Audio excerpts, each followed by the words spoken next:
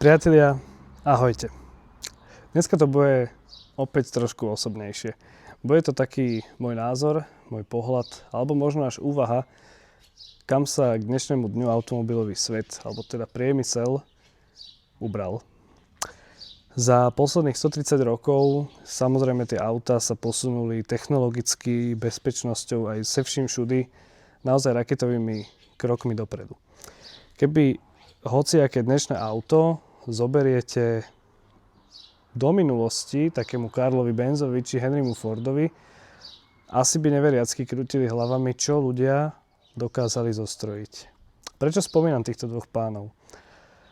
Karla Benza či Henryho Forda možno označovať za otcov automobilizmu, za ľudí, ktorí jednoducho priniesli, vymysleli niečo viac. Koč bez koní, alebo teda prvé sériovo vyrábané auto na svete. Priniesli jednoducho nový spôsob cestovania, takže nový druh dopravy a taktiež tým pádom aj nový druh slobody. Skrátke, stručne a jednoducho, autá, ako ich poznáme dnes, naozaj prešli obrovským vývinom a k tomu vývinu samozrejme patrí aj to, čo určite mnohí z vás zachytili a poznajú, rôzne ocenenia. Ako napríklad Engine of the Year, alebo čo sa týka bezpečnosti, Euro NCAP. Ale taktiež k tomuto všetkému patrí aj niečo také ako kauzy. A tá jedna, ktorá je dosť známa, kauza Dieselgate. Ale jednoducho toto všetko proste nejakým spôsobom definovalo celkový ten vývin aut.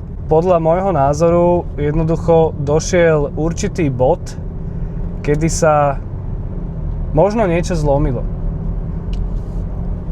Nadobúdam pocit, viac a viac nadobúdam pocit, že ten pík, ten vrchol tu už raz bol. Nie technologický, pretože čo sa týka toho technologického pokroku, to sme není určite ani v polovici a ten ešte len príde. Ale ten pocit, ten pocit, prečo nadobúdam, je skôr kvôli tomu, že vrchol, ktorý mám na mysli, je ten, ako ste sa vy cítili za volantom. Keď ste si kupovali auto, kupovali ste si určitý charakter, určitú auru, niečo, čo definovalo možno aj vás, čo vám vytvorilo najlepšie spomienky. Skrátka ste si kúpili akýsi, nazvime to celok. Dneska, keď si kúpite auto, už viac menej si kúpite len produkt, len marketingový produkt, ktorý vám možno ani nedá úplne to, čo bolo kedysi. Ja nehovorím, technologicky, bezpečnosťou sú tie auta naozaj úplne niekde inde. E-call, lane assist, štvorkolka, protišmyk, detekcia nárazu, snímač únavy vodiča, to sú fantastické veci, že naozaj keby sme dneska doviezli dnešné auto do minulosti, tak ani tí otcovia automobilizmu by jednoducho neverili, čo sme my ako ľudia dokázali vymyslieť. A teraz sa nejdeme baviť o tom pokroku, o tom progrese, to je všetko, je to v poriadku, ale naozaj, aj keď stále, toto netreba zabúdať, stále sú tie autá, aj tie dnešné, sú elegantné, dynamické, lepšia spotreba, efektivita, výkon a všetky tieto rôzne parametre, jednoducho tie autá sa naozaj posunuli a stále ich možno nazvať ako kusom umenia, pretože oni vo svojej podstate sú. Ale jednoducho stále viac a viac nadobúdam ten pocit, že skrátka niečo tam chýba, niečo, čo si budete pamätať.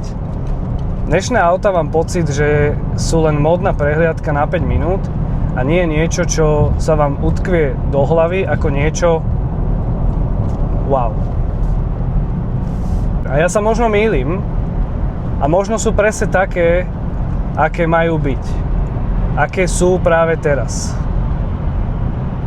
Lenže to, čo sa z tých aut najviac stalo v rámci toho marketingu a toho produktu je jednoducho to, že vy už nemáte pocit, že vediete vy to auto, ale to auto vedie vás. Stalo sa z toho niečo ako pay to win pri rôznych videohrách alebo ako streamovacia služba.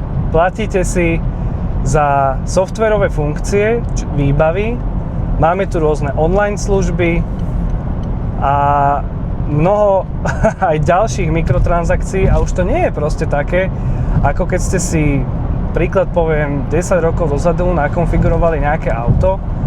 Toto viem, že tam je, za to som si zaplatil, používam to.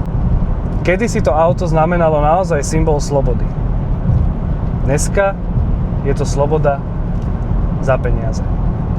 Dneska sa autá stali akýmsi kusom do počtu a nie kusom individuality. Dneska je to naozaj len niečo, čo si pozrieme, že je to krásne, ale už sa možno trošku pozastavíme, že čo mi to auto vlastne dá. To nie je o hejte, ja rešpektujem, akceptujem pokrok, pretože naozaj sme sa posunuli veľmi ďaleko. Efektivita spaľovania, spotreba, dynamika, aerodynamika. Toto sú všetko veci, ktoré sa naozaj posúvajú rok čo rok vpred. A je to super.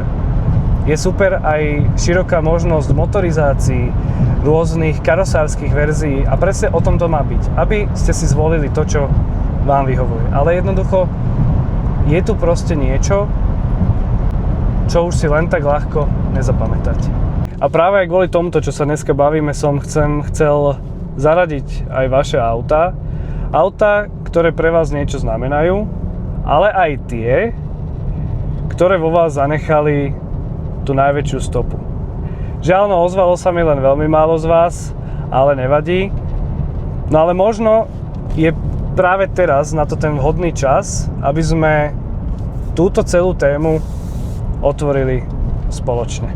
No a priatelia, a čo vy?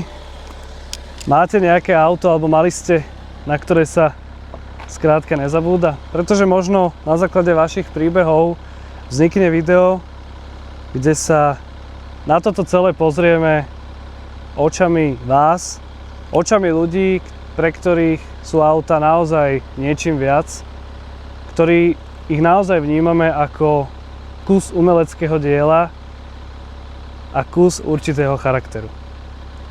Na záver by som povedal však len toľko, že možno predsa sa toľko tá aura a ten charakter z tých aut nevytratil, len ho proste hľadáme niekde inde.